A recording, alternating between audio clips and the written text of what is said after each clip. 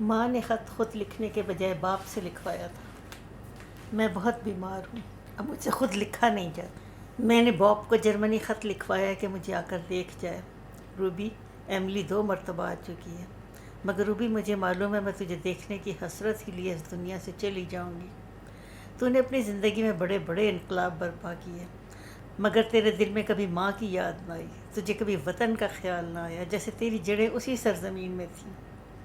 اس نے خط بار بار پڑھا اور ڈال دیا، اور بڑی دیر تک خلا میں گھوٹتی رہی۔ ان پہاڑی ڈھلانوں پر برف گرنے لگی ہوگی اور دیس کے آتش دانوں میں آگ روشن ہوگی۔ کھیتوں کی مٹی برف کی دبیس تو ہمیں چھپ چلی ہوگی، اور قصبے کی رونقیں ٹھنڈی سہمی سہمی ہوں گی۔ سرخ لبادوں میں لپٹے ہوئے بچے سر شامی کمروں میں بند کر دیے گئے ہوں گے۔ ٹھیک 6 بجے چیپل کے گھنٹے ایک افسردہ زیر و بم کے ساتھ ٹن ٹان ٹن ٹان ٹن ٹن بجتے ہوں گے، اور سرخ ٹائلوں والی چھت کے اس چھوٹے سے مکان میں آتش دان کے قریب وہ 2 کمزور ناتواں بڑھیا آرام کرسی میں نیم غنودگی کے عالم میں بیٹھی ہوگی، اور اس کا خاموش مضبوط لیکن ضعیف العمر شوہر افسردگی سے پائپ منہ میں دبائے سبزیوں کی کاشت یا مرغی خانوں پر کوئی کتاب پڑھ رہا ہوگا۔ ماضی کی یادوں سے معمور اس نشست گاہ میں جس کی کسی دیوار پر کسی بچے کی پینٹنگ بھاری اور بھدے فریم میں لگی ہوگی۔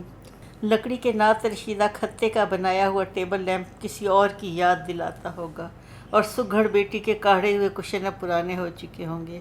پہلے اور پہلو والے کمرے میں چھوٹی چھوٹی ڈسکوں میں ان کی کتابیں چپ چاپ آرام سے لیٹی ہوں گی۔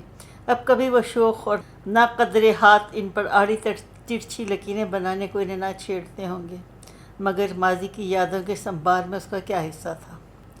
وہاں اس کے ہاتھ کی کوئی پینٹنگ نہ تھی، کوئی کشن نہ تھا، اس کی اپنی ذاتی کتابیں نہیں ملی تھیں، وہ کتابیں تو ایملی کی تھیں۔ اس نے جھک کر خط پر جا بجا ٹپکتے ہوئے آنسوؤں کو یاد کیا۔ مم ڈارلنگ، تم سچ کہتی ہو، میری جڑیں اس سرزمین میں کبھی موجود ہی نہ تھیں۔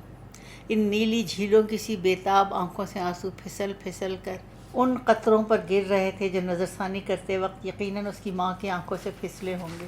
چائل پہنچ کر ایبک کو معلوم ہوا گویا کسی ویرانے میں کھڑا ہو۔ ہر جگہ پہلے سے زیادہ آباد تھی، چپا چپا شرناتھیوں سے بھرا ہوا تھا، لیکن آشنا اور مانوس شکلیں کہیں نظر نہ آتی تھیں۔ اس علاقے میں صرف خانزادہ ہی ایک معزز مسلمان تھا جو وہاں نظر آتے تھے، سارے گھر میں دوسروں کا قبضہ تھا۔ اس کے باوجود ایبک کو یہاں کر بڑا سکون سا محسوس ہوا۔ اول تو ویسی تکلیف اور پریشانی کا عادی نہ تھا، اور پھر روبینہ کا مزاج روز بروز نازک اور الجھنی ہوتا جا رہا تھا۔ اس کی بیماری کی پرواہ کیے بغیر وہ ہر بات پر اس سے الجھتی رہتی۔ وہ ان سب باتوں کو خندہ پیشانی سے برداشت کرتا رہتا اگر وہ نیا رویہ نہ اختیار کر لیتی۔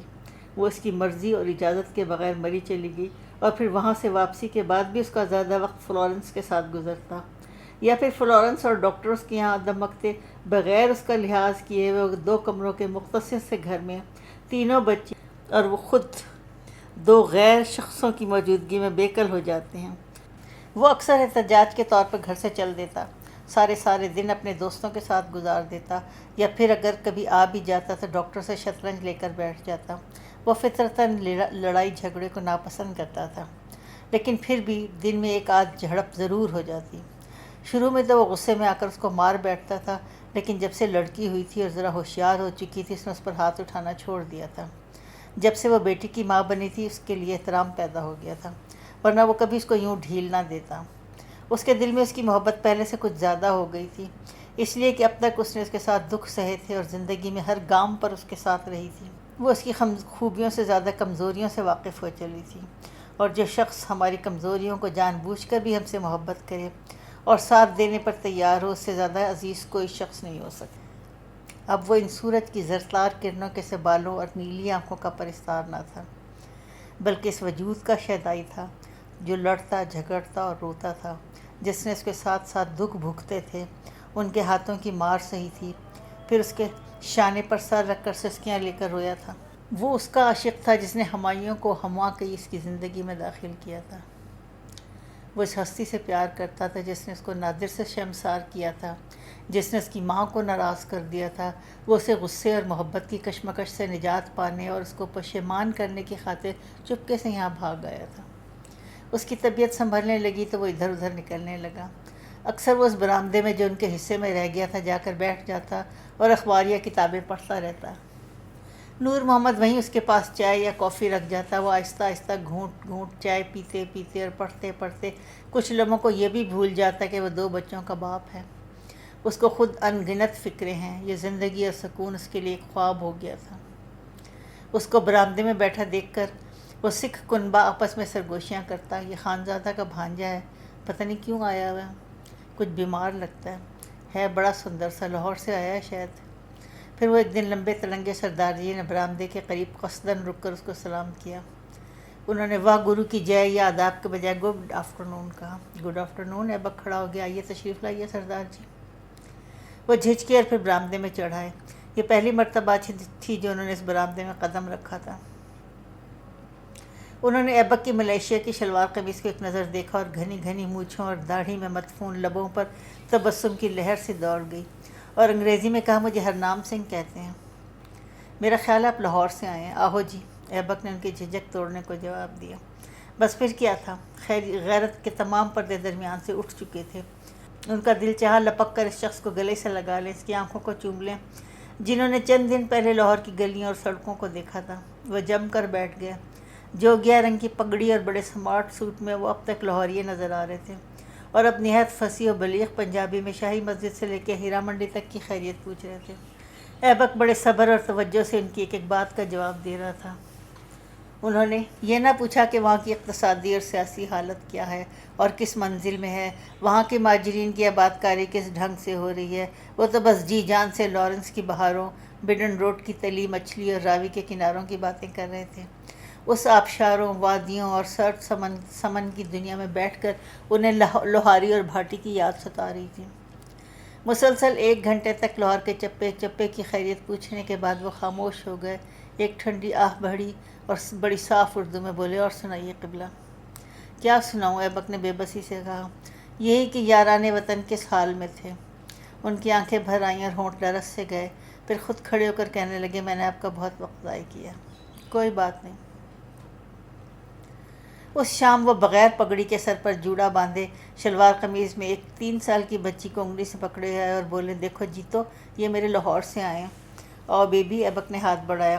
اس نے ان کے پیچھے اپنا منہ چھپا لیا۔ جا جا دیکھ، یہ لاہور سے آئے ہیں۔ اور ایبک سے بولے، یہ یہیں پیدا ہوئی ہے۔ کہاں ہے لاہور؟ پاکستان میں، ایبک نے جلدی سے کہا۔ وہ پھر چپ ہو گئی۔ اس کو اپنی ہمہ شدت سے یاد آنے لگی۔ جیتو تو اتنی پیاری ہے بھی نہیں، اس نے بچوں کی طرح غرور سے سوچا۔ آؤ جیتو، میں تم کو اپنی بیٹی کی تصویر دکھاؤں، تم لاہور آؤ گی تو اس سے دوستی کرنے لگا۔ ارے ایبک صاحب، آپ شادی شدہ ہیں؟ جی میرے 3 بچے ہیں۔ اچھا، 3 ہی بچوں کے شمار میں غلطی ہونے لگی، میری پلٹن تو آپ نے دیکھی ہی ہوگی، 7 ہیں، 7 بغیر کسی شک کے۔ شام کو وہ سردارنی اور 7 بچوں کے ہمراہ کہیں نہ کہیں جاتے، مگن اور خوش تو اس کا دل محسوس کر رہ جاتا، یہ بھی تو ریفیوجی ہے، ایک میں ہوں کمبخت۔ ایک دن بھی ان کو یہ خوشی نہ دے سکا، اور الٹا اس کو چھوڑ کر یہاں آ بیٹھا۔ پر میں کیا کروں، میری تو زندگی کی ابتدائی ماتم اور پریشانی سے ہوئی تھی، میں تو صبر میں مبتلا ہوں۔ رابعہ کو ہندوستان کے فسادات کا علم ہوا تو سب سے پہلا خیال محمود کا آیا۔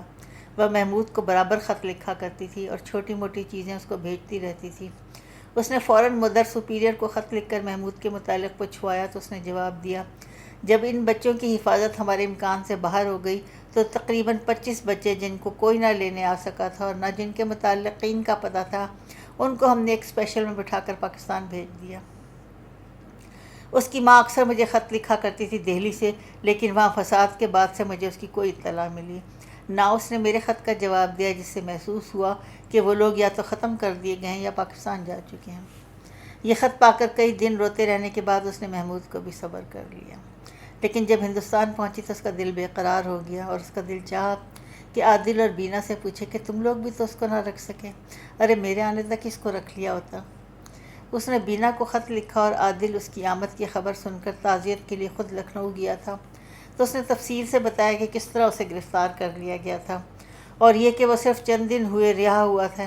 کاش میں اس پارٹیشن کو سن کر ہی لے آتا۔ بینا کا مختصر سا جواب ملا، میں مسوری گئی تھی، اس لیے مجھے معلوم تھا کہ اگر عادل بھائی کوشش کریں گے تو بھی زندہ نہ پہنچ سکیں گے۔ مگر معلوم ہے مدر نے کیا جواب دیا؟ اس نے کہا بینا دیوی، میں اس بچے کو کسی قیمت پر تمہارے حوالے نہیں کر سکتی۔ تم خود سوچ لو کہ تم ایک دوسرے کے ساتھ کیا کر رہے ہو۔ ایسی صورت میں کسی پر کیا بھروسہ کیا جا سکتا ہے؟ میں اس کی ذمہ داری اس لیے بھی محسوس کرتی ہوں کہ یہ ایک یورپین عورت کا لڑکا ہے۔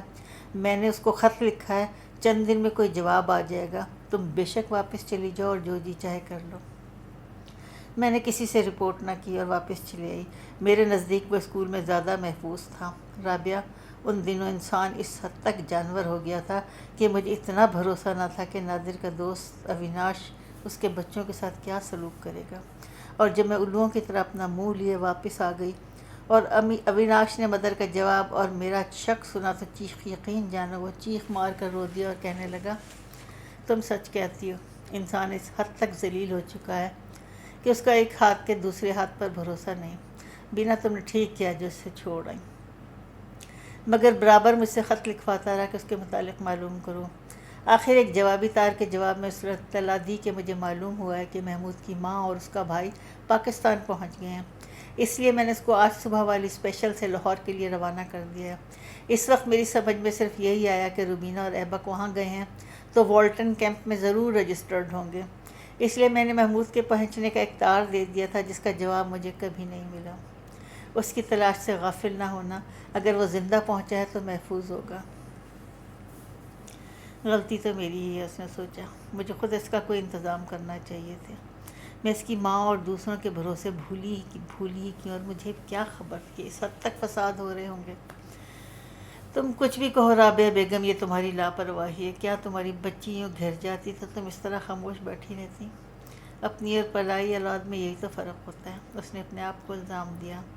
پھر سوچا وہ تو ہے ہی بد نصیب، باپ مر گیا، ماں کو فکر نہیں، خود مجھے بھی کیا فکر ہوئی اس کی۔ محمود کو اب نہ عادل چچا یاد تھے، نہ پھوپھی جان اور نہ بینا۔ وہ اس کو خود بینا ہی کہلواتی تھی۔ اس کو تو صرف ایک شکل یاد تھی اور وہ تھی اپنے ابا کی۔ یہ تصویر اس کی آنکھوں میں، اس کے دل میں بسی ہوئی تھی۔ جب جی چاہا اس تصویر کو سامنے لے آیا، جتنی دیر چاہا اسے کھیلا، پھر اپنے سینے میں اپنی آنکھیں بند کر لیں۔ اس نے اپنے متعلقین کی فہرست یوں بنا لی تھی، پہلے ایک ابا تھے اور ممی، اب ممی ہیں اور ایبک بھائی، برے بھلے جیسے بھی ہوں وہی ہیں۔ ہمایوں ہے جو بہت لڑتا ہے اور ہما ہے جو بہت پیار کرتی ہے، مگر ان سب سے زیادہ ایک اہم ہستی ہے جس کا نام رضا ہے، جو بہت کچھ ہے اور کوئی بھی نہیں۔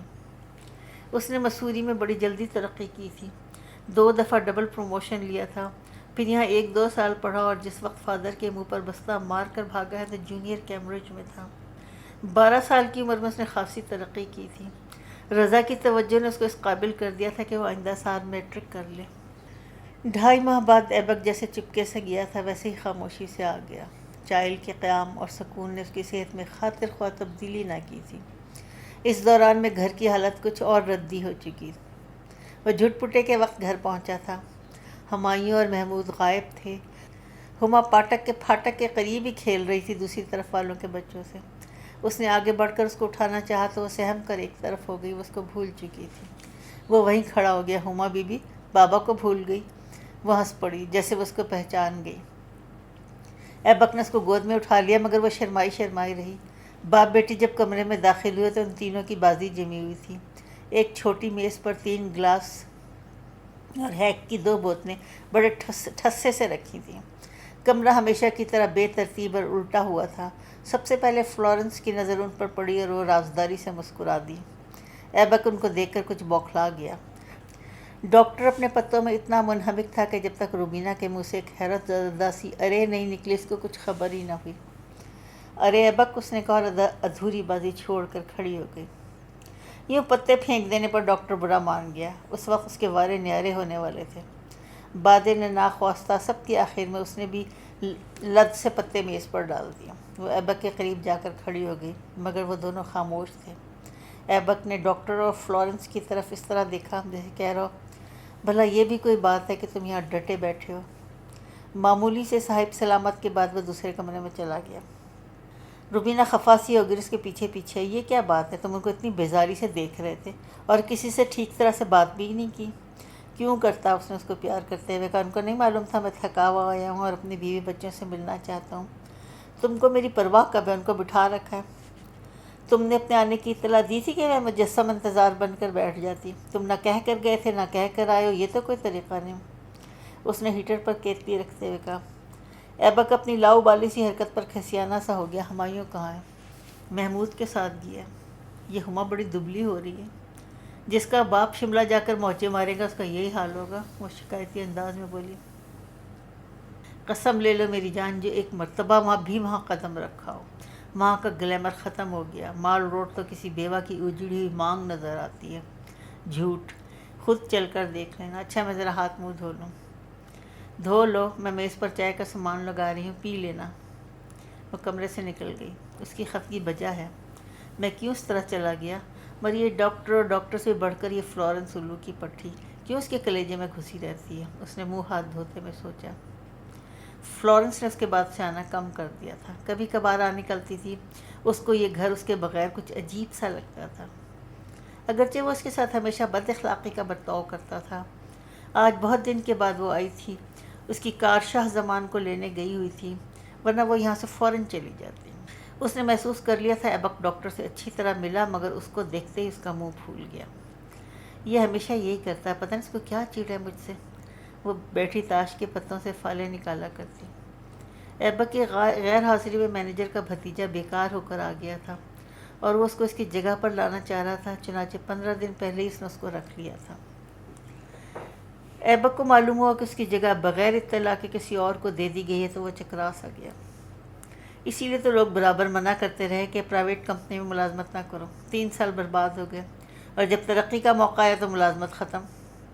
اب پھر اس کا مشغلہ اخباروں میں ملازمت کے اشتہار دیکھنا، عرضیاں بھیجنا رہ گیا تھا، مگر نہ جانے وہ کیسی تقدیر لے کر آیا تھا۔ جس محکمے اور جس دفتر میں عرضی بھیجی کبھی کوئی جواب ہی نہ آیا۔ جس کمپنی اور جس دفتر میں جا کر کھڑا ہوا معلوم ہوا جگہ نہیں ہے۔ بعض وقت وہ جل جل کر حکام کے فضیلتیں کرتا کہ آسامیاں بھر لیتے ہیں، پھر دکھانے کو اشتہار دیتے ہیں، مگر ان باتوں سے پیٹ تو نہیں بھرتا، زندگی کی ضروریات تو نہیں پوری ہوتی۔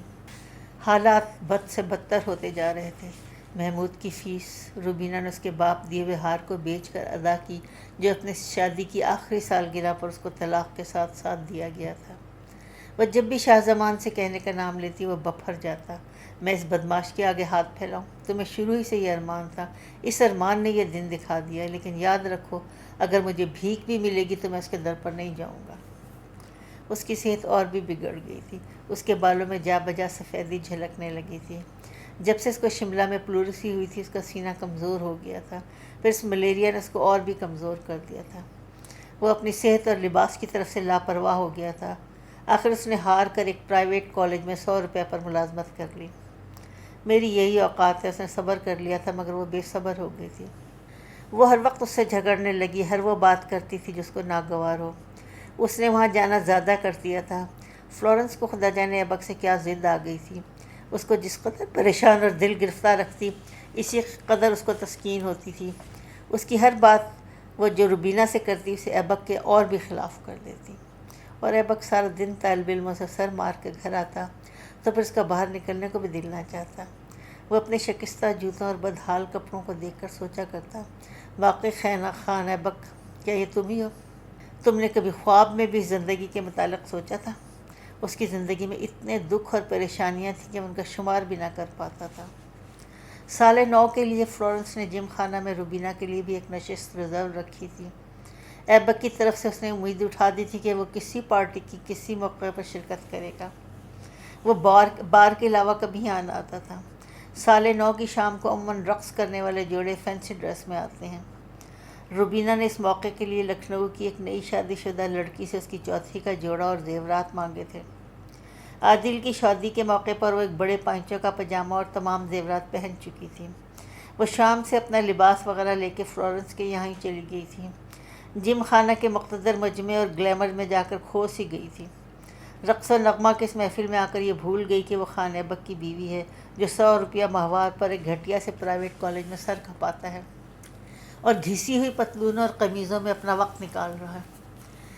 ایک مغلیہ شہزادی کی طرح جھومر اور کرن پھول پہنے اپنے پائچے سنبھالے بیٹھی وہ سوچ رہی تھی، زندگی کا ماحصل یہ اسمارٹ ڈریس، سوٹ، چمکتے اور سرسراتے ہوئے ریشمی لباس اور شراب و نغمہ ہے نہ کہ خان ابک کی وہ سینکڑوں برس پرانی قدریں، جھوٹی غیرت اور خودداری جس کے بل پر اس نے ماں باپ اور ان کی دولت سے ہاتھ دھوئے۔ اس کا مغرور سر شاہ زمان کے آگے جھکنے سے قاصر ہے، لیکن پسماندگی اور درماندگی میں اس کی کوئی بے عزتی نہیں۔ وہ اس وقت اس کو بڑا ضدی، جاہل اور بد نصیب نظر آ رہا تھا۔ جب دیکھو روتی شکل، بصورتہ منہ، اس کا شاہانہ لباس اور اس کے پہننے کا انداز، اور پھر وہ اس کا رقص، معلوم ہوتا ہے ایک جل پری ہے جو نیلے پانی کی لہریوں پر بہتی جا رہی ہے۔ بارش کے قطروں سے لبریز نقرئی بادل کا ٹکڑا ہے جو فضا میں اٹھتا چلا جا رہا ہے۔ پورے ہال روم میں وہی وہ تھی۔ ہر محو رقص جوڑے کی نظر اس پر تھی اور ہر دل اس کے قدموں کی تال پر ناچ رہا تھا۔ سال 9 کی اس رات کا پہلا انعام مسز روبینہ ایبک کو دیا گیا، اور کارمن جیسی عورت کے لباس میں فلورنس ایک بار پھر رشک کی آگ میں جل مری۔ وہ جس کے اپنے خرچ پر جم خانے میں رقص کے پروگرام ہوا کرتے تھے اور جس کی دی ہوئی پارٹی میں یہ سب شریک ہوا کرتے تھے، وہ اس روبینہ ایبک کو سراہ رہے تھے جس کا شوہر اس کے ساتھ نہ تھا۔ آج وہ پس پشت سی نظر آ رہی تھی، اتنی تحسین اور پرستارانہ نگاہوں کے باوجود۔ جب وہ کلوک روم میں آئینے کے سامنے کھڑی تھی تو اپنے مخمور اور شاہانہ حسن کو دیکھ کر بے اختیار اس کا دل چاہا کاش کھدر کے کرتے اور ملگجی سی شلوار والے اس دکھیارے انسان کی افسردہ نگاہیں اس کے سامنے ہوتیں، اور وہ اپنے مخصوص انداز میں اس کو جھنجھوڑ کر کہتا، ہائے کمبخت، کس قدر پاگل کر دینے والی چیز ہے تو۔ اس نے ٹھنڈی سانس لی، مدتیں ہو گئیں اس کے منہ سے یہ لفظ سنے ہوئے۔ صبح ہوتے دبے قدموں وہ کمرے میں داخل ہوئی تو وہ سب غافل سو رہے تھے۔ ہما ایبک کے پاس دبکی ہوئی سو رہی تھی، اس کی گلے میں باہیں ڈالے ہوئے، پاس ہی بغیر چادر کی میز پر پرانی سی ایش ٹرے میں سگریٹوں کی راکھ بھری ہوئی تھی۔ 2-3 رسالے پاس پڑے تھے، معلوم ہوتا تھا کہ وہ دیر تک جاگتا رہا تھا۔ سوتے میں بھی اس کے چہرے پر تکان اور رنجیدگی کے آثار نمایاں تھے۔ رحم کی ایک ناقابل بیان رو اس کے دل میں اٹھی اور وہ اپنے آپ کو ملامت کرنے لگی، کیا مجھے یہی لازم ہے کہ قسمت ستائے ہوئے انسان کے ساتھ یہی سلوک کروں؟ وہ صبح اٹھا تو بے حد خاموش اور رنجیدہ تھا۔ اس کی ندامت اور توجہ بھی اس کو خوش نہ کر سکی۔ اس شام وہ رات گئے تک گھر نہ آیا۔ اس کو معلوم ہو چکا تھا اس کو پہلا انعام مل چکا ہے۔ اب اس کا معمول ہو گیا تھا کہ رات گئے تک گھر نہ آتا، چپ چاپ خاموشی سے کھا پی لیتا، اس کی باتوں کا ہوں ہاں کر کے سوا جواب نہ دیتا۔ اس نے جم خانے کی تصویریں بھی دیکھی تھیں اور دل میں یہ فیصلہ کر لیا تھا کہ یہ میرے پاس خوش نہیں رہ سکتی اور نہ میں اس قابل ہوں۔ مجھے اس کی زندگی اور مسرتوں کے چشموں پر بند باندھنے کا کیا حق ہے؟ ٹھیک ہے، جو تم چاہتی ہو وہی ہوگا میری جان، ایبک تمہارے قابل نہیں ہے۔ اس کو اپنے باپ کا خط ملا تو وہ تنہا تھی۔ ایبک اس کے پاس سے ایک بار پھر جا چکا تھا۔ اس کمرے میں صرف وہ اور اس کے 3 بچے تھے جو غافل سو رہے تھے۔ وہ اپنی ماں کی موت پر آنسو بہا رہی تھی۔ اس کو دیکھنے کی حسرت اپنے دل میں لیے ہمیشہ کی نیند سو گئی تھی۔ اس کا دل چاہ رہا تھا کوئی اس کو تسلی دے اور اسے ہمدردی کرے۔ آج وہ اپنے ماضی کی طرف مڑ مڑ کر دیکھ رہی تھی۔ 16 سالوں کا بیتا ہوا ہر لمحہ اس کے سامنے موجود تھا۔ جتنی باتیں اس نے سوچی اور محسوس کی تھیں وہ بھی، اور وہ تمام باتیں جو اس کے احاطۂ خیال سے باہر تھیں، بیت چکی تھیں۔ اس نے کچھ سوچا ہو یا نہ سوچا ہو، بار بار اس کے ذہن میں ایک خیال ضرور گونج رہا تھا، میں نے کتنی زندگیوں کی خوشیاں چھین لیں اور کتنوں کو بےکل کر دیا، بغیر کسی خواہش اور ارادے کے۔ کاش میری فرد جرم میں میرا ارادہ بھی شامل ہوتا۔ قضاء و قدر کے اس کھیل میں اتنی بے بس اور لاچار کیوں رہی؟ سب سے زیادہ صدمہ اس کو اسی بات کا تھا۔ رات خاموش تھی اور ہوا ویران۔ چاند افسردہ اور تھکا ہوا تھا۔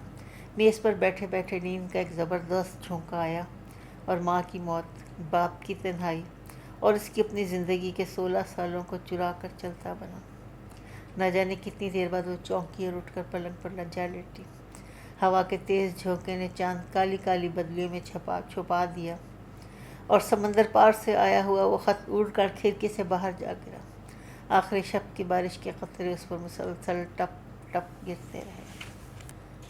خان ایبک، تم نے ایک مرتبہ بیٹھ کر بات تو کی ہوتی۔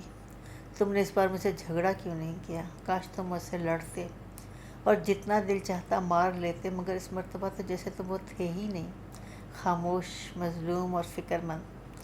پتہ نہیں تم کیا سوچتے رہتے، کچھ مجھ سے تو کہا ہوتا۔ کیا تم سمجھ رہے تھے کہ میں فلورنس کی محفلوں اور پارٹیوں میں شریک ہو کر تم سے دور ہوتی جا رہی ہوں؟ بھلا یہ ممکن تھا؟ اب آؤ نا، دیکھو کہ میں فلورنس کے یہاں جاتی ہوں کہ نہیں۔ اب میں ڈاکٹر یا کسی بھی ملنے والے کو پہچانتی تک نہیں۔ اس نے یہ سب سوچتے ہوئے اپنے کانوں کے جڑاؤ ٹاپس بٹوے میں ڈالے اور فرحت علی کی دکان کا رخ کیا۔ کاش یہ اچھی قیمت پر بک سکیں، اس نے سوچا۔ محمود کا کالج میں داخلہ کروانا ہے اور پیٹ کی روٹی چلانا ہے۔ اس کے پاس بھاگ جانے کو صرف ایک ٹھکانہ تھا اور وہ تھا چائلڈ۔ لڑکپن میں اس کو بے کہے سنے اٹھ کر چل دینے کی عادت تھی۔ منہ اٹھایا اور چل دیا۔ اس کی اس عادت کو ختم کرنے کے خیال سے خانزادہ نے اس کو علی گڑھ میں داخل کر دیا تھا۔ پھر وہ ایک دن وہاں سے چپ چاپ چل دیا اور الہ آباد پہنچ گیا۔ چنانچہ اب بھی وہیں تھا۔ اس کی صحت مستقل طور پر خراب ہو کر رہ گئی تھی۔ ذرا سی اونچ نیچ میں وہ بیمار ہو جایا کرتا۔ الہ آباد میں سرن تھا۔ ایک کالج میں لاہور میں اس کا پتہ اس کے بھائی سے مل گیا تھا۔ سرن اس بچھڑے ہوئے دوست سے مل کر کتنا خوش ہوا تھا۔ جس دن وہ پہنچا اس تمام رات وہ باتیں ہی کرتے رہے۔ زندگی کے کئی سالوں کی باتیں کرنے بیٹھے تو ایک رات میں ہی ختم ہو گئی۔ ایبک نے سرن کو یہ نہیں بتایا کہ اس کے تعلقات روبینہ سے خراب ہو چکے ہیں۔ پھر بھی سرن نے فوراً اندازہ لگا لیا کہ جہاں وہ زندگی کے ہر شعبے میں ناکام رہا ہے، وہاں اس نے محبت میں بھی دھوکہ کھایا ہے۔ اس شکست خوردہ شخص کی دکھتی رگوں کو چھیڑنے سے فائدہ؟ وہ کم سے کم روبینہ اور اس کے بچوں کا ذکر کرتا تھا۔ اس نے ابھی تک شادی نہ کی تھی۔ ایک دن ایبک نے اس سے پوچھا، یار تو کب کرے گا شادی؟ اب تو لیکچرر بنا بیٹھا، 4 دن میں پروفیسر ہو جائے گا۔ تو اس نے ہنس کر جواب دیا، ضرورت تو بہت محسوس ہوتی ہے مگر یار ہمت نہیں ہوتی، بڑے گھپلے ہوتے ہیں۔ ٹھیک ہے، ایبک افسردگی سے ہنسا، اپنا تو کہہ رہی ختم ہو گیا، نقشہ ہی بدل گیا۔ سرن دوسری طرف دیکھنے لگا۔ اس کو ان حالوں میں دیکھ کر دلی صدمہ ہوا۔ ایک شام وہ دونوں کالج کی طرف سے سرن کے گھر جا رہے تھے۔ راستے میں وہ برسوں پرانا جانا پہچانا راستہ بھی ملا۔ وہی نہر کے کنارے امرودوں کا باغ اور اس کے دوسرے سرے پر وہ ننھا سا رومانٹک گھر جس کے سرخ جنگلے والے پھاٹک پر عربی رسم الخط میں سیاہ حروفوں سے بے ستون لکھا ہوا تھا۔ ایبک کی بھٹکتی ہوئی نگاہ سے ٹکرائی اور کئی سالوں کا وقفہ لپک کر ایک طرف ہو گیا۔ وہ نہ جانے کیا کیا سوچتا رہا اور اس کے چشم تصور کیا کیا دیکھتی رہی، اور ان سب خیالوں میں سب سے زیادہ نمایاں چیز جو تھی وہ نادر تھا۔ دونوں کے خیالات ایک دوسرے سے مختلف جذبات لیے ایک ہی لفظ پر مرکوز تھے۔ ایک ساتھ دونوں نے گہری سی سانس لی اور پیڈلوں پر پیر مار کر آگے بڑھ گئے۔ دونوں نے ایک دوسرے سے ایک لفظ نہیں کہا۔ ایبک کے دل میں ایک عجیب سا وہم سر اٹھا رہا تھا، خدا جانے میرا کیا انجام ہونے والا ہے۔ یہ کوئی تعجب انگیز بات تو نہ تھی۔ ایک ہستی مسکراتی بے فکر زندگی دیکھتے دیکھتے مٹ گئی۔ یہ معلوم ہوا کہ ایک تناور درخت کھڑے کھڑے گر پڑا۔ وہ حد سے زیادہ افسردہ ہو گیا۔ گھر آ کر بھی ان دونوں کے درمیان اس موضوع پر کوئی بات نہ ہوئی۔ وہ تمام رات ایبک نے سوچتے گزار دی۔ اپنی اور نادر کی زندگی ایک فلم کی طرح اس کے سامنے تھی۔ 2 مختلف پگ ڈنڈیاں تھیں کہ ایک ہی مرکز پر آ کر ملی اور پھر الگ الگ سمتوں کو مڑ گئیں۔ زندگی کتنی مختصر اور بے سروپا ہے۔ میں نے اپنی زندگی شروع سے آخر تک بلا سوچے سمجھے ہی گزار دی۔ مجھے کچھ کرنا چاہیے تھا۔ آخری چیز تھی جو اس نے سوچی، اور پھر اس کو نیند آ گئی۔ صبح اٹھ کر سرن نے ایبک کی آنکھوں میں بے خوابی اور بے چینی کے آثار دیکھے، اور پھر جب اس کو سامان باندھے چلنے کو تیار دیکھا تو اس کو ذرا تعجب نہ ہوا۔ پھر بھی اس نے پوچھا، بس ایبک اتنی جلدی چل دیے؟ 1 ہفتہ تو رہ لیا۔ مگر کیا تم 1 ہفتے کو آئے تھے؟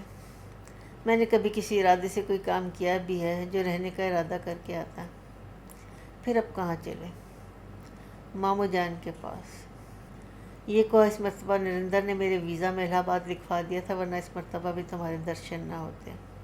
ایبک ایک بات کہو تو پوچھوں، کیا تمہارا بھی دل اب تک ان محفلوں اور لمحوں کو نہیں ڈھونڈتا ہے جو ہم نے اکٹھے گزار دیے؟ یہ بھی کوئی پوچھنے والی بات ہے۔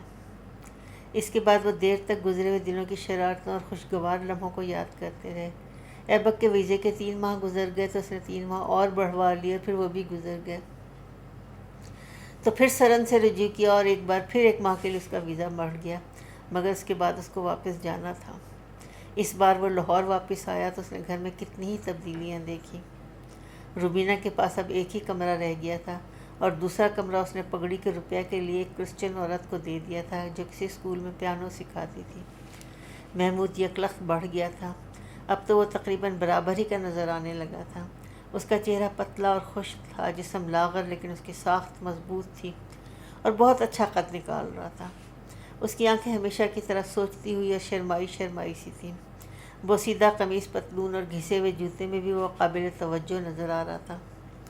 ہمایوں بے انتہا تندرست، بےحد کھلنڈرا، بد زبان اور بدتمیز ہو گیا تھا، اور ہما بھی خاصی بڑی نظر آ رہی تھی، بالکل اس کی اپنی شکل۔ سنہرے گھنگریالے بال اور نیلی آنکھوں والی ہما کو دیکھ کر بڑا غمزدہ ہوا۔ میں اپنی بیٹی کو ذرا سا سکھ نہ دے سکا، نہ جانے میں کیسا ہوں۔ اتنی سی پھول سی بچی ایسے رہنے کے قابل ہے۔ اس کو فلورنس کی بچی یاد آ گئی۔ روبینہ میں البتہ اس نے کوئی تبدیلی نہیں پائی، بالکل وہی شکل و صورت، وہی انداز، وہی طور طریقے۔ مزاج البتہ پہلے سے زیادہ تیکھا ہو گیا تھا۔ اس نے اتنے دکھ اٹھائے تھے اور اتنی پریشانیاں، مگر وہ کوئی بات دل پر نہیں لیتی تھی۔ 2-4 دن ایک بات کو خوب سوچتی، اس پر خوب کوڑتی، بس پھر اطمینان سے ہو جاتی۔ ایبک کے یوں دوبارہ چلے جانے نے اس کے دل میں کچھ غلط فہمیاں پیدا کر دی تھیں۔ وہ ہندوستان سے کچھ کتھا اور کپڑا لایا تھا جو نریندر کی وجہ سے آسانی سے آ گیا تھا۔ اس کو بیچ کر اس نے تقریباً 300 روپے روبینہ کو دے دیے اور اس نے بلا انکار کیے اس سے لے لیے۔ وہ اس مرتبہ اس سے بڑی بے توجہی اور سختی سے پیش آئی۔ جب وہ تنہا بیٹھتے ان میں لڑائی ٹھن جاتی۔ ایبک کو یہ 3 مہینے کاٹنا مشکل ہو گئے۔ فلورنس نے رفتہ رفتہ روبینہ سے ملنا ختم کر دیا تھا، لیکن اس کے کئی واقف ہو گئے تھے، جہاں وہ دن بھر برج کھیلتی اور ڈرنک وغیرہ بھی کر لیتی تھی۔ ایک دن اس کی غیر موجودگی میں ایبک نے محمود سے پوچھا، تمہاری ممی کیا میرے پیچھے بھی چلی جاتی ہے؟ ہاں، اس نے مختصر سا جواب دیا۔ اس کو ایبک یا کسی سے بھی کوئی دلچسپی نہیں رہی تھی، اگر تھی بھی تو ہما سے۔ جب وہ اس کو بہت برے حال میں دیکھتا تو اس کو نہلا دیتا یا اس کے بال سنوار دیا کرتا۔ وہ 2 جگہ ٹیوشن کرتا تھا، کبھی ان پیسوں سے اس کے لیے کوئی چھوٹی سی گڑیا یا مٹھائی کا تھیلا لا دیا کرتا تھا۔ وہ اس کے چھوٹے موٹے کام کر دیا کرتی تھی اور اس کی حمایت میں ہمایوں سے لڑنے کو تیار رہتی تھی۔ کہاں جاتی ہیں مجھے کیا معلوم؟ بتاؤ نا، کیا تم پسند کرتے ہو کہ وہ تم لوگوں سے بے پرواہ ادھر ادھر گھومتی پھریں؟ نہیں تو، مگر پھر میں کیا کروں؟ یہ مسز ڈیوس نے ان کو عادت ڈال دی ہے برج پارٹی اور ڈرنکس کی۔ پھر کیا تمہارے خیال میں یہ ٹھیک باتیں ہیں؟ مجھے کیا معلوم، وہ جو ان کا دل چاہے گا کریں گی، میری بات کیوں سنیں گی؟ اس نے اس کو ایسی نظر سے دیکھا گویا کہہ رہا یہ سب تمہاری لاپرواہی اور بیوقوفی کا نتیجہ ہے۔ ایبک کو اب ہر بات پر محسوس ہو رہا تھا کہ وہ صرف اس سے ایک کاروباری انداز رکھتی ہے اور ہر بات سے ظاہر کرتی ہے کہ مجھے تمہاری پرواہ صرف اس حد تک ہے تو میری ضروریات پوری کرتے رہو، ورنہ اپنا راستہ ناپو۔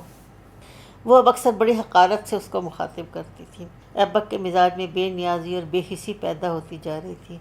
وہ سوچتا ٹھیک ہے، میں اسی سلوک کے قابل ہوں۔ 6 ماہ اس نے جوں توں کر کے کاٹے اور ایک دن پھر غائب ہو گیا۔ وہ اب اس بات کی عادی ہو چکی تھی، یہ بھی زندگی کا ایک حصہ بن گیا تھا۔ ہندوستان جو خط اس نے بھیجا اس کا پتہ کاٹ کر اس کو واپس بھیج دیا تھا۔ ساتھ ہی 2 دن بعد خانزادہ کا ایک مختصر سا خط ملا جس میں انہوں نے لکھا تھا، ایبک یہاں نہیں ہے اور مجھے اس بات سے فکر ہے کہ وہ وہاں نہیں ہے۔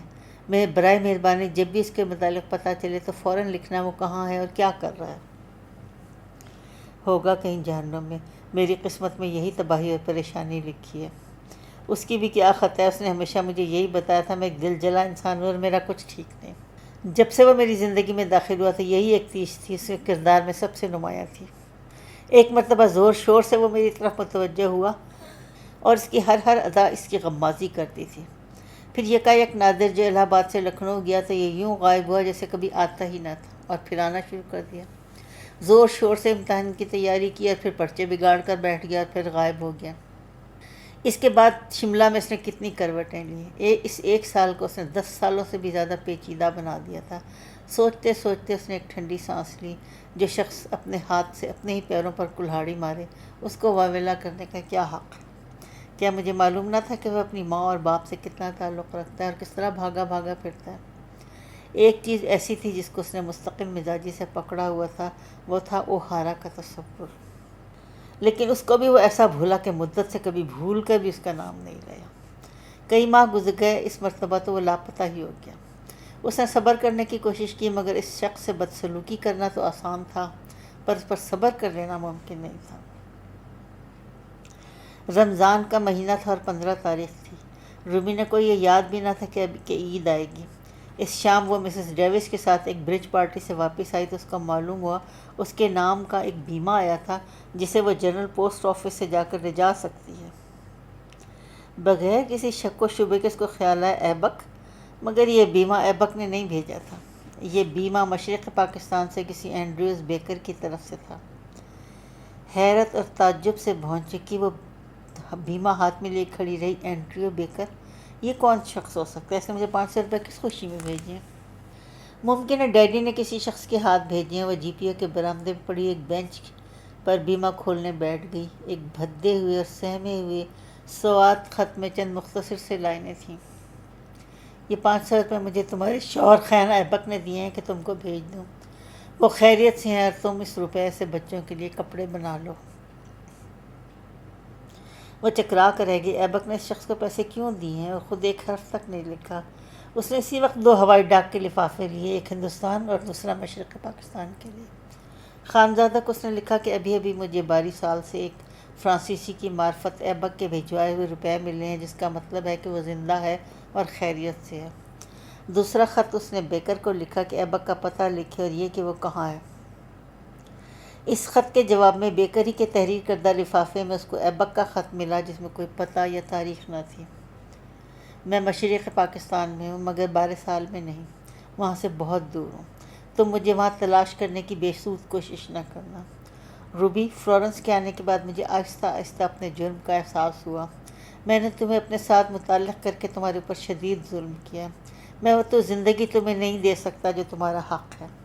میں خواہ شاہ زمان سے 4 گنا زیادہ ہی روپیہ کیوں نہ پیدا کر لیتا، لیکن وہ میرے ساتھ زندگی میں ممکن نہ تھا۔ میں بہت برا اور بد نصیب شخص ہوں، لیکن میرا ضمیر اس بات کو گوارا نہیں کرتا کہ ایک زندگی کو خواہ اپنے تابع کر لوں۔ میں کسی فطرت کے دھارے پر بند باندھنے کا قائل نہیں۔ ایک انسان خواہ میرے نزدیک غلط ہی خواہشیں اور تمنائیں کیوں نہ رکھتا ہو، لیکن اس کی آرزوؤں کو اس کے نقطہ نظر سے پورا ہونا چاہیے۔ اس کے بعد سے تمہیں یاد ہوگا میں تم سے کبھی نہیں لڑا اور تمہیں کبھی کسی بات پر مجبور نہیں کیا، اس لیے کہ میں نے فیصلہ کر لیا تھا کہ جلد سے جلد تمہاری زندگی سے نکل جاؤں گا۔ مجھ سے مت پوچھنا کہ اس فیصلے سے پہلے میں کس کشمکش سے دوچار ہوا۔ ان باتوں کے اظہار کا اب کوئی موقع نہیں، تم میری طرف سے ہر طرح خود مختار ہو۔ یہاں میں آ کر ایک کمپنی میں ملازم ہو گیا اور تم کو برابر پیسے بھیجا کروں گا۔ صرف ایک بات کی میرے اندر ہمت نہیں ہے اور وہ طلاق کا لفظ ہے، لیکن جس وقت بھی تم مطالبہ کرو گی میں اس کی ہمت بھی اپنے اندر پیدا کرنے کی کوشش کروں گا۔ روبی، یہ میرا دوستانہ مشورہ ہے۔ اس مرتبہ زندگی کا ساتھی ڈھونڈنے سے پہلے سوچ سمجھ لینا۔ میرے بچوں اور محمود کے لیے عید پر کپڑے ضرور بنوا دینا۔ مشرق پاکستان بہت خوبصورت لیکن دکھیاری جگہ ہے، مگر تم کو اس کے دکھوں سے کیا واسطہ؟ بیکر، جن کے ذریعے میں تم کو یہ خط اور روپے بھیج رہا ہوں، میرے بڑے اچھے دوست ہیں۔ اس کے ذریعے مجھے تمہاری خیریت معلوم ہو جائے گی اور روپیہ مل جایا کرے گا۔ اگر تم میری خیریت کا خط میرے بابا خانم کو لکھ دو تو بہت مہربانی ہوگی۔ تم کو ان کا پتہ معلوم ہے۔